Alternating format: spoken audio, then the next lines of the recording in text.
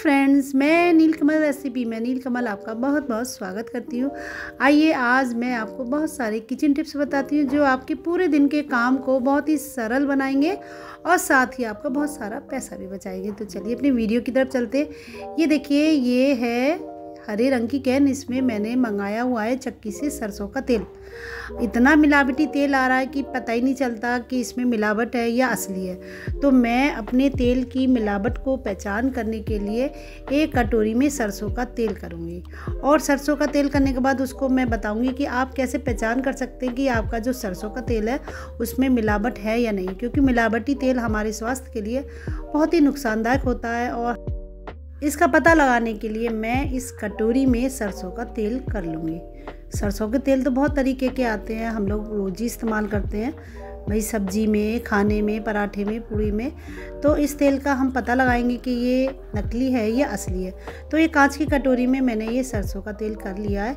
अब इस तेल को हम रखेंगे फ्रीज़र में और फ्रीज़र में हम इसको रखेंगे कम से कम जितनी देर में हमारी बर्फ़ जम जाती है उतने टाइम तक। अगर ये जम जाता है तो समझ लीजिए आपका तेल जो है नकली है, क्योंकि तेल में आजकल पाम ऑयल और बहुत सारी मिलावटी चीज़ मिली होती है जिसकी वजह से तेल जम जाता है। तो फ्रीज़र में मैं इसको 45 मिनट तक रखूँगी, जिससे ये पता चल जाएगा कि हमारा तेल असली है या नकली है। तो इस तेल को मैंने फ्रीज़र में रख दिया है और फ्रीज़र को मैं बंद कर दूंगी। और बंद करने के बाद इसको मैंने 45 मिनट बाद खोला है, ये देखने के लिए कि मेरा तेल जमा है या नहीं जमा है।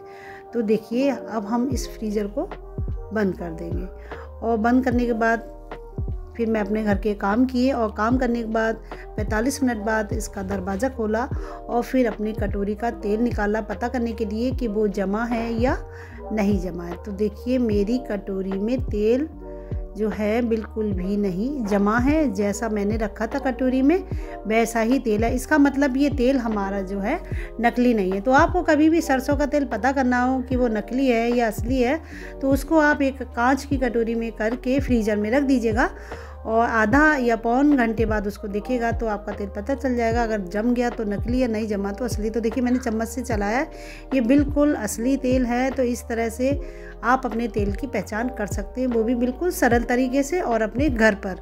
ये तेल बहुत ही अच्छा है, ये मैंने चक्की से मंगाया। तो आप इस तरह से अपने तेल की पहचान कीजिए और अपने बहुत सारे पैसे बचाइए और साथ ही अपने स्वास्थ्य का ध्यान भी रखिएगा। इसके बाद हम चलते हैं अपनी अगली टिप्स की तरफ। ये है अमरूद और ये है अमरूद के पत्ते। इसमें इतना अच्छा एकदम मीठा अमरूद आ रहा है कि देखते मुंह में पानी आ जाता है। लेकिन अमरूद को हम लोग खा नहीं सकते क्योंकि इतना ठंडा होता है, ये हमें नुकसान करता है, खांसी भी करता है। क्या आपको पता है कि ये खांसी की जड़ भी है और ये खांसी की दवा भी है। लेकिन पहले हम पत्ते के बारे में बताएंगे कि आप पत्ते का क्या उपयोग कर सकती हैं। अगर आपके मुँह में कभी छाले हो जाएँ तो आप 2 पत्ते लीजिए और जैसे हम पान खाते हैं ना उस तरह से आप अपने मुंह में इसको रख कर पान की तरह खाइए। आपके मुंह के छाले बिल्कुल ख़त्म हो जाएंगे। आप 1 या 2 बार दिन में खाइएगा, आपके छाले बिल्कुल जड़ से ख़त्म हो जाएंगे।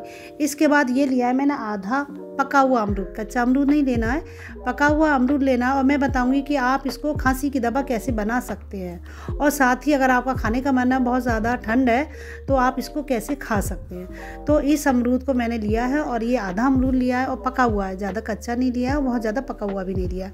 फिर मैंने गैस पर ये स्टैंड रखा है जिस पर अपना अमरूद को सेक लेंगे। तो मैंने मीडियम फ्लेम पर गैस जलाई है और इसके बाद हम अमरूद को इस पर रख देंगे। इस तरह से हमारा अमरूद जो है भुनने लगेगा और जब वो भुन जाएगा तब मैं बताऊंगी कि आप उसको खांसी की दवा कैसे बना सकते हैं।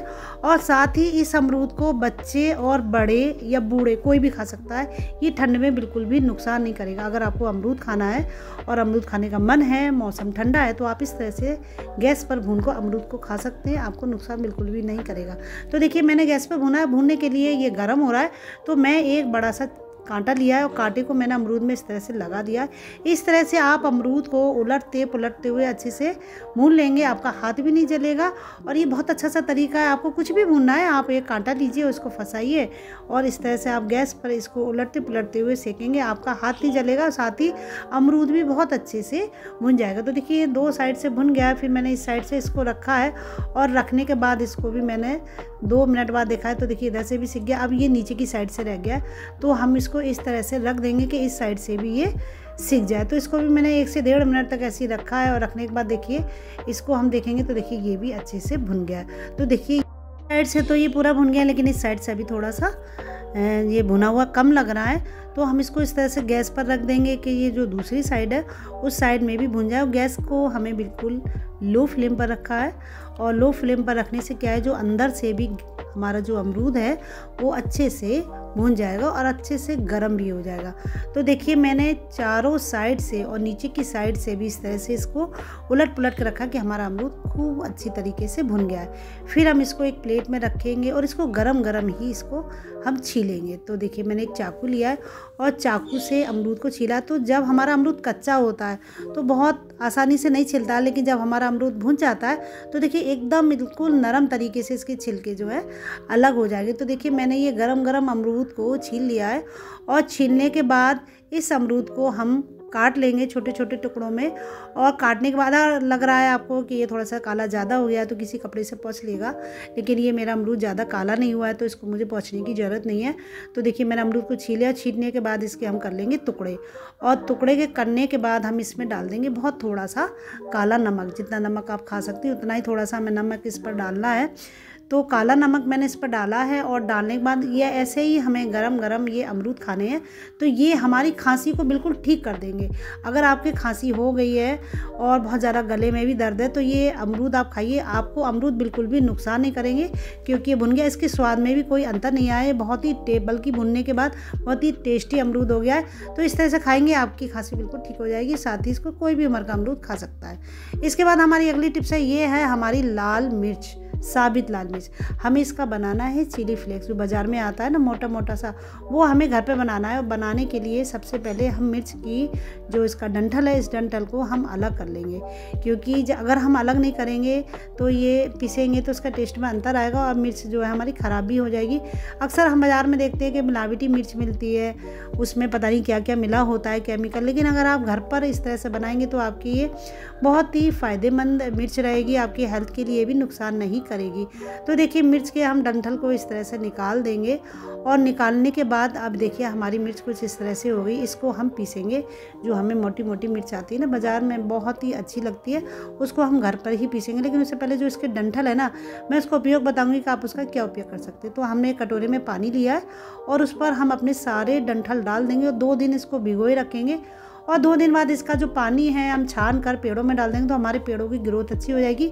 और साथ ही हमारे पेड़ों में कभी कभी घुन लग जाता है, कीड़े लग जाते हैं, वो कीड़े भी इस मिर्च के पानी से बिल्कुल दूर हो जाएंगे। ये बहुत ही फ़ायदेमंद पानी है पौधों के लिए। तो इस तरह से मिर्च के डंठल को फेंकिएगा नहीं, पानी में डालकर पेड़ों में डाल दीजिएगा। इसके बाद हम ये मिर्च लेंगे और मिर्च को हमें पीसना है। तो पीसने के लिए हम लेंगे बड़ा जार। छोटे जार में हमें नहीं पीसना, क्योंकि छोटे जार में पीसेंगे तो हमारी मिर्च जो है एकदम बारीक पिस जाएगी।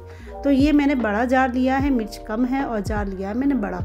और इसके बाद इसमें जो गंध उठती है तेज, उससे छींके आती, तो उसके लिए हमें डालना है 2 से 3 सरसों का तेल। 2-3 बूंद सरसों का तेल डालना है। और सरसों का तेल डालने के बाद हम इस मिर्च को पीसेंगे तो इसकी गंध उड़ेगी नहीं, क्योंकि इसकी जब इसकी तेज़ गंध उड़ती है तो हमें छींके भी आनी शुरू हो जाती है, साथ ही खांसी भी शुरू हो जाती है।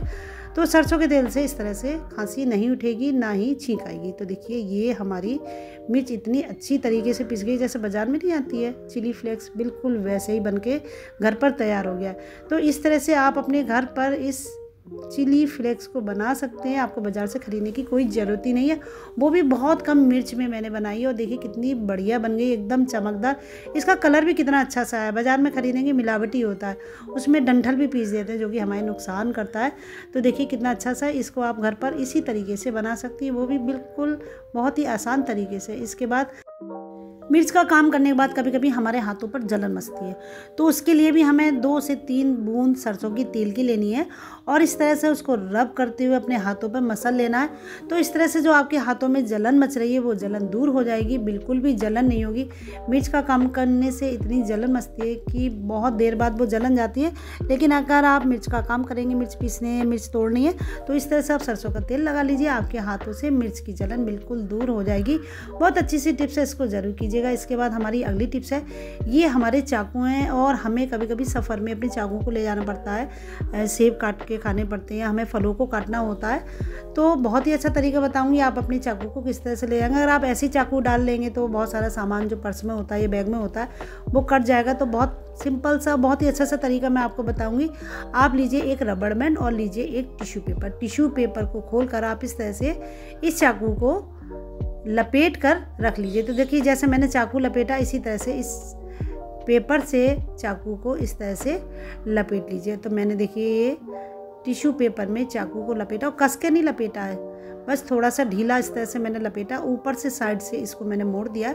और मोड़ने के बाद हम रबड़ बैंड को इस तरह से इसमें फोल्ड कर देंगे। तो देखिए इस तरह से आप चाकू ले जाएंगे तो आपके चाकू से आपके बैग का कोई भी सामान कटेगा नहीं और बहुत सेफ रहेगा। आप हाथ डाल के भी निकालेंगे तो आपकी हाथ की उंगलियां भी नहीं कटेंगी। लेकिन अगर आपको इस्तेमाल भी करना है उसके बाद रखना है तो देखिए इस तरह से निकालिएगा, इस्तेमाल करिएगा और फिर इसी में रख दीजिएगा। एक तरह से ये चाकू का कवर बन गया। आपको कई बार चाकू इस्तेमाल करना हो और कई बार निकालना हो तो इस तरह से आप निकालिएगा और इसी तरह से रख दीजिएगा। देखिए कितना अच्छे से मैंने चाकू रखने का तरीका बताया है। आप इस तरह से अपने सफ़र में इस चाकू को रख के लेके जा सकती हैं और बार बार इसका इस्तेमाल भी कर सकती हैं। ये चाकू को रखने का बहुत ही बढ़िया तरीका है। तो आपको ये सारी टिप्स कैसी लगी मुझे कमेंट बॉक्स में ज़रूर बताइएगा और मिलते हैं आपसे अगली वीडियो में नए नए टिप्स एंड ट्रिक के साथ। और आप मेरी वीडियो को शेयर ज़रूर कीजिएगा। Bye bye, have a nice day.